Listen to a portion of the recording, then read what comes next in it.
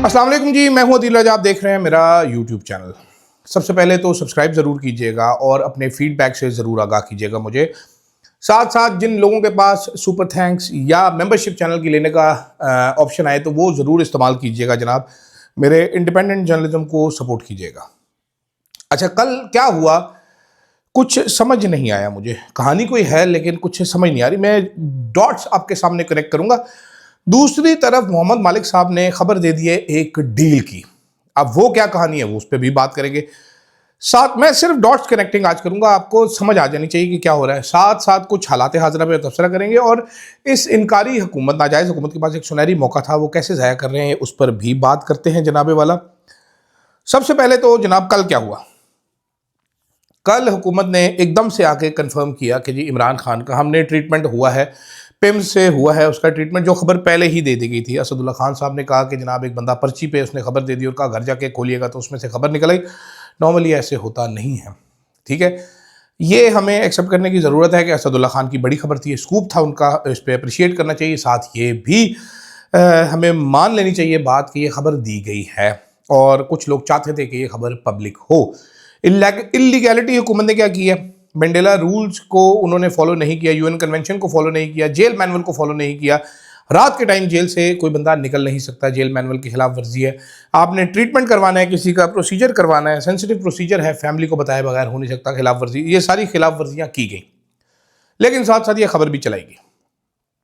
उसके बाद इस खबर पर टीवी पर डिस्कशन हुई, किसी ने डिनाई नहीं किया। 5 दिन तक ये रोला चलता रहा।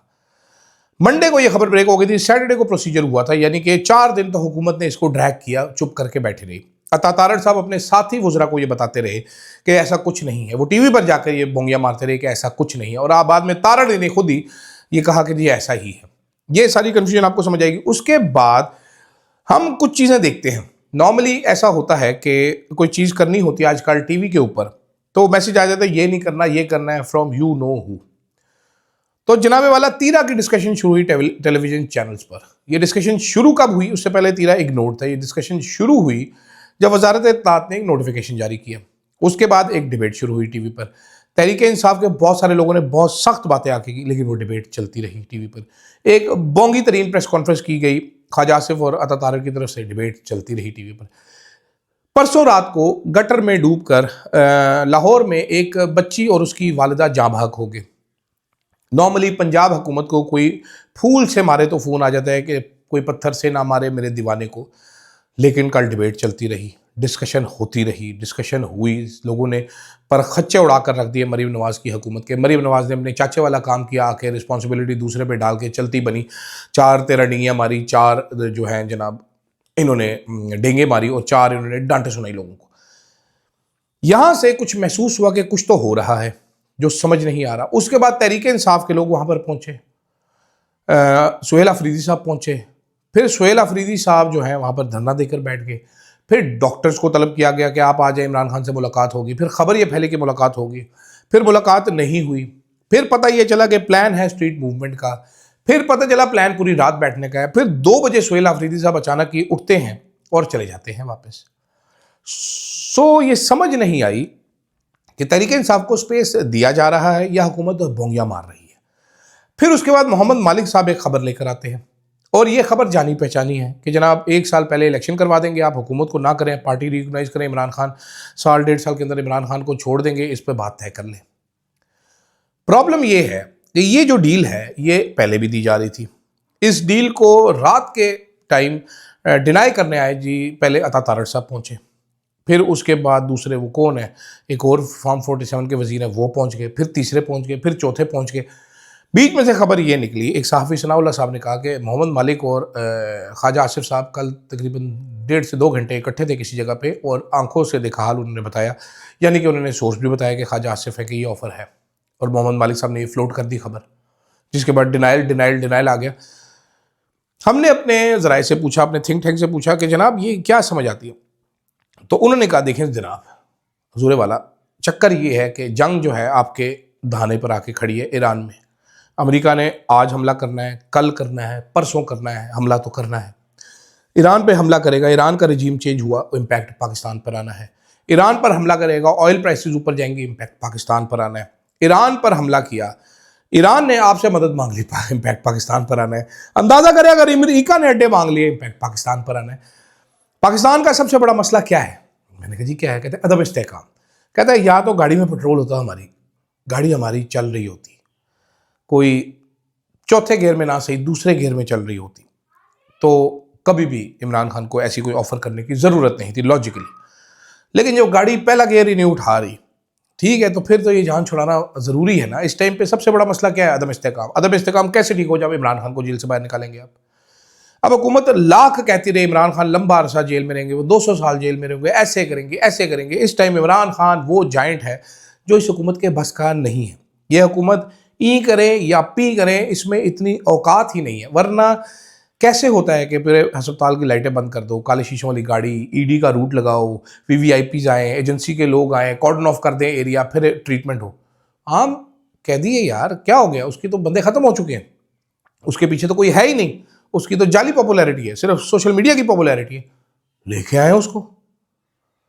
तो जनाब कुछ तो गड़बड़ है, ठीक है। अब समझ ये नहीं आ रही कि हो क्या रहा है। खबर ये है मेरे पास कि Mahmood Khan Achakzai behind the scene कुछ बातचीत कर रहे हैं, एफर्ट कर रहे हैं अचकजई साहब, और वो एफर्ट शायद फ्रूट बेरिंग होगी।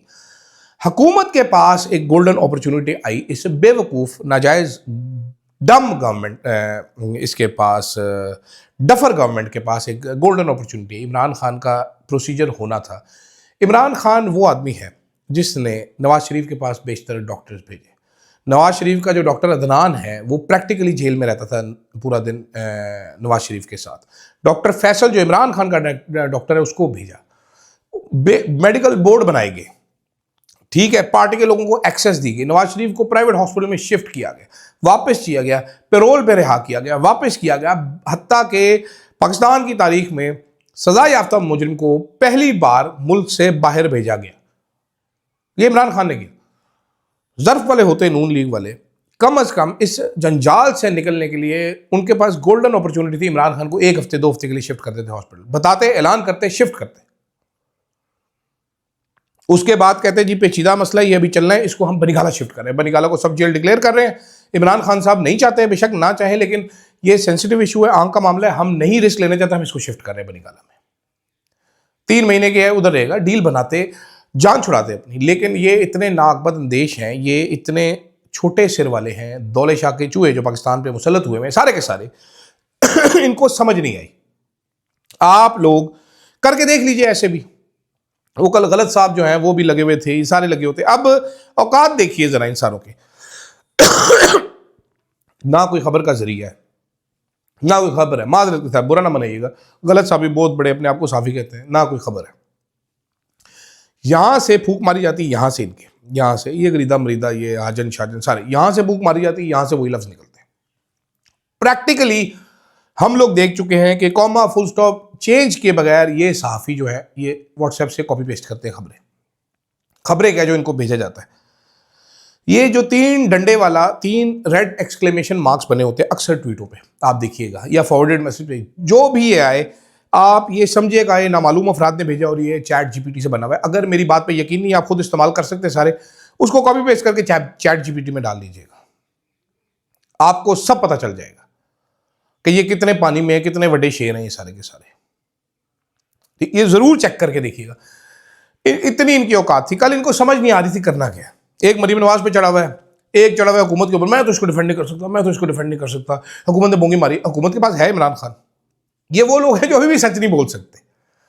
लेकिन खैर, मेरी इस तमाम गपशप का, इस तमाम डॉट कनेक्टिंग का मसला ये था कि जनाबे वाला गाड़ी आपकी पहले गियर उठा नहीं रही, क्लच प्लेटें फंस रही हैं, उसकी क्लच फंस रहा है, की कर रहा है, जंग दहाने पे खड़ी है। यूएई सऊदीया में फटा पड़ा हुआ है। अमेरिका बहादुर ने आपको टट्टू भी नहीं देना और ना दिया है टट्टू। इंडिया फिर डीलें लेके निकल गया यूएई से, ईयू से, न्यूजीलैंड से, दुनिया के बेशतर alternate, UK going to China, Canada going to China.